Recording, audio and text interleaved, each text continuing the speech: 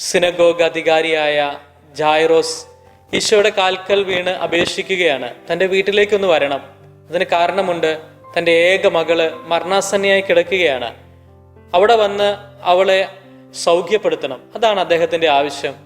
അങ്ങനെ ഈശോ ആ ആവശ്യം സ്വീകരിച്ച് അദ്ദേഹത്തിൻ്റെ കൂടെ അദ്ദേഹത്തിൻ്റെ വീട്ടിലേക്ക് യാത്രയാവുകയാണ്. ഈ യാത്രയിൽ മറ്റൊരു ഇൻസിഡൻറ്റും കൂടെ സംഭവിക്കുന്നുണ്ട്.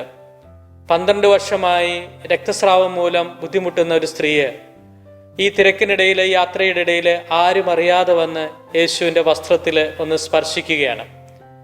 അതുവഴി അവൾക്ക് സൗഖ്യം ലഭിക്കുന്നു. തന്നിൽ നിന്ന് ആർക്കാണോ സൗഖ്യം ലഭിച്ചത് അത് ആരാണെന്ന് അന്വേഷിക്കുകയും അങ്ങനെ ഈ സ്ത്രീയുമായി ഈശോ സംസാരിക്കുകയും ചെയ്യുന്ന സംഭവത്തിൽ മറ്റൊരു ഇൻസിഡൻറ്റും കൂടെ അവിടെ സംഭവിക്കുന്നു. ഒരു വേദനാജനകമായ ഒരു കാര്യം. ജായിറോസിന്റെ വീട്ടിൽ നിന്ന് ആളുകൾ വന്ന് പറയുകയാണ്, ജായിറോസിന്റെ മകള് മരിച്ചുപോയി, ഇനി ഗുരുവിനെ ബുദ്ധിമുട്ടിക്കേണ്ട കാര്യമില്ല എന്ന്. പക്ഷെ ഈശോ അവരോട് പറയുകയാണ്, ഭയപ്പെടേണ്ട, വിശ്വസിക്കുക മാത്രം ചെയ്യുക എന്ന്. അങ്ങനെ ജായിറോസിന്റെ വീട്ടിലേക്ക് ഈശോ കടന്നു പോവുകയാണ്. അങ്ങനെ വീട്ടിലെത്തി ആ കുഞ്ഞിനെ വീണ്ടും ഉയർപ്പിക്കുന്നത് നമ്മളവിടെ കണ്ടുമുട്ടുന്നുണ്ട്.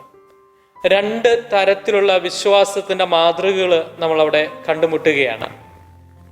രക്തസ്രാവക്കാരി സ്ത്രീ തനിക്കുണ്ടായിരുന്ന സമ്പാദ്യമെല്ലാം വൈദ്യന്മാരുടെ മുമ്പിൽ ചെലവഴിച്ച് അവസാനം സൗഖ്യം ലഭിക്കില്ല എന്ന് തിരിച്ചറിഞ്ഞ് ഈശോയുടെ അടുക്കിലേക്ക് കടന്നു വരികയാണ്.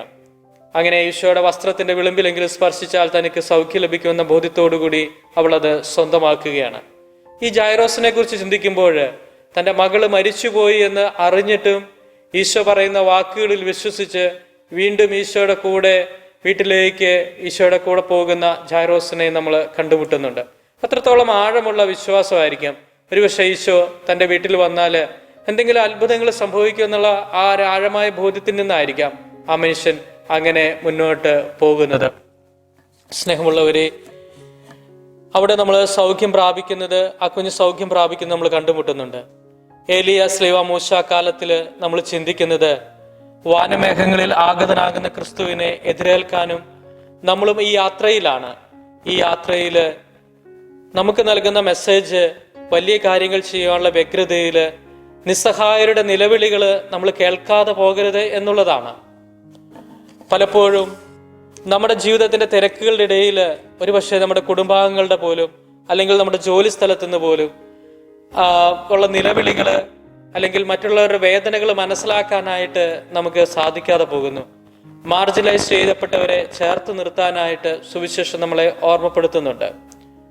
സിനഗോഗ് അധികാരി ഒരു വലിയ മനുഷ്യനായിരുന്നു, അദ്ദേഹത്തിന് അധികാരമുള്ള ഒരു മനുഷ്യനായിരുന്നു.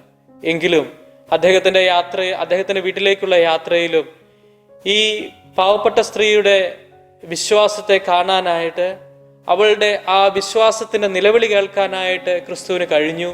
അതുകൊണ്ടാണ് അവൾക്കത് സൗഖ്യമായിട്ട് മാറിയത്.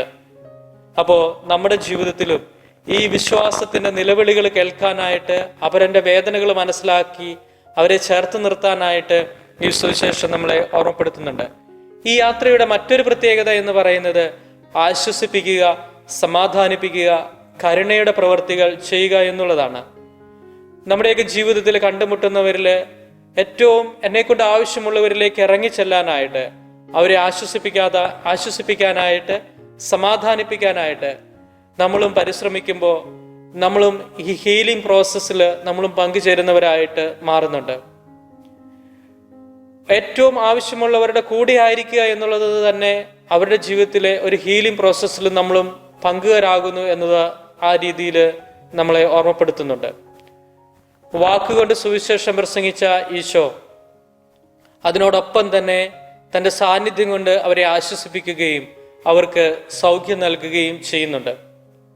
ഈശോ തൻ്റെ ഹീലിംഗ് ഈ പ്രോസസ്സ് ഇന്ന് ഏൽപ്പിച്ചിരിക്കുന്ന സഭയെയാണ്. നമ്മളെല്ലാവരും ഈ സഭയിലെ അംഗങ്ങളാണ്. അതുകൊണ്ട് നമുക്കും ഈ വലിയ റെസ്പോൺസിബിലിറ്റി ഉണ്ട്.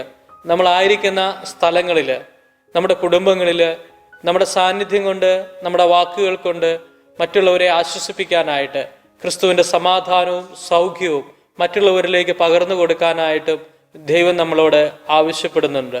അതുകൊണ്ട് ഈ ഉത്തരവാദിത്വം ഏറ്റെടുത്തുകൊണ്ട് നമുക്ക് മുന്നോട്ട് പോകാനായിട്ട് നമുക്ക് കഴിയണം. അപ്പോഴാണ് വചനത്തിൻ്റെ ജീവിക്കുന്ന വക്താക്കളായിട്ട് മാറാനായിട്ട് നമുക്ക് സാധിക്കുക. അപ്പോൾ അതിന് നമുക്ക് സാധിക്കട്ടെ എന്ന് നമുക്ക് പ്രാർത്ഥിക്കാം. അതിനുവേണ്ടി നമുക്ക് പരിശ്രമിക്കാം. ഈ സുവിശേഷം നൽകുന്ന ഈ ചലഞ്ച് ഏറ്റെടുക്കാനായിട്ട് നമുക്ക് എല്ലാവർക്കും സാധിക്കട്ടെ. ദൈവം നമ്മളെ ഓരോരുത്തരെയും അനുഗ്രഹിക്കട്ടെ.